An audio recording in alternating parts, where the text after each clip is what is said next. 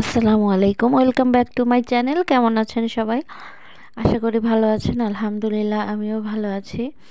আজকে আপনাদের সাথে শেয়ার করব মানকচু দিয়ে চিংড়ি মাছ। তো চলুন মূল উপকরণে চলে যাই। তো আজকে একটা তরকারি রান্না করব, কালকের তরকারি আছে সেজন্য আজকে একটা তরকারি রান্না করব। তো প্রথমে আমি পরিমাণ মতো তেল, পেঁয়াজ, কাঁচামরিচ দিয়ে দিয়েছি। জাস্ট কাঁচা গন্ধটা যাওয়া আগ পর্যন্ত ভেজে নেব। স্বাদ মতো লবণ দিয়ে দিলাম, দিয়ে হালকা একটু ভেজে নেব। ভেজে নিয়ে তারপর পরিমাণ মতো আদা রসুন জিরা পেস্ট দিয়ে দিচ্ছি। আমি আরেকটু দিয়েছিলাম,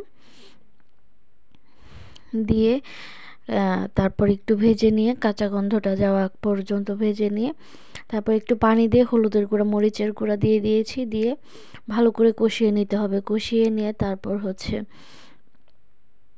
চিংড়ি মাছগুলো দিয়ে দেব, দেশি চিংড়ি মাছ। তো আমার ভিডিও আপনাদের ভালো লেগে থাকলে অবশ্যই লাইক কমেন্ট সাবস্ক্রাইব করবেন, শেয়ার করে দিবেন। তো কষানো হয়ে গিয়েছে, এ পর্যায়ে আমি চিংড়ি মাছগুলো দিয়ে দিয়েছি। চিংড়ি মাছগুলো দিয়ে তারপরে এখানে আরেকটু ভালো করে কষিয়ে নিতে হবে।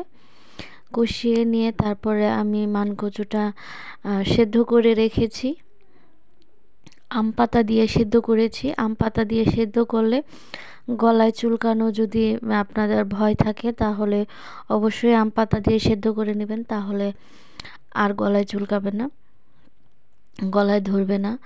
তো তারপর আমি এখানে ভালো করে কষিয়ে নেব, ঢাকা দিয়ে দিয়ে কষিয়ে নেব। তো মাঝখানের ভিডিও একটু ক্লিপ নিতে পারিনি, আমার একটা ফোন এসেছিল সেই জন্য ক্লিপটা নিতে পারিনি। তো এই পর্যায়ে আমি কষানো হয়ে গিয়েছে, ঝোলের পানিটাও দিয়ে দিয়েছি। ঝোলের পানিটা দিয়ে ঢাকা দিয়ে রেখে দেব বলক ওঠা আগ পর্যন্ত। তো আমার চ্যানেলের কোনো ভিডিও ভালো লেগে থাকলে অবশ্যই শেয়ার করে দেবেন, কমেন্ট করবেন, ভালো মন্দ কমেন্টে জানাবেন, অবশ্যই সাবস্ক্রাইব করে দিবেন। তো দেখতে পাচ্ছেন কালারটা কতটা সুন্দর হয়েছে। আলহামদুলিল্লাহ, আলহামদুলিল্লাহ, একদমই এডিট ছাড়া কালার, আর খুবই ভালো হয়েছিল তরকারিটা। অবশ্যই এভাবে রান্না করে খেয়ে দেখবেন। অনেকে মানকচু খেতে চায় না, গলায় ধরবে সেজন্য। তো গলায় ধরা যদি থাকে, ভয় থাকে, তাহলে অবশ্যই আবারও বলছি আম পাতা দিয়ে সেদ্ধ করবেন। আম পাতা দিয়ে সেদ্ধ করলেই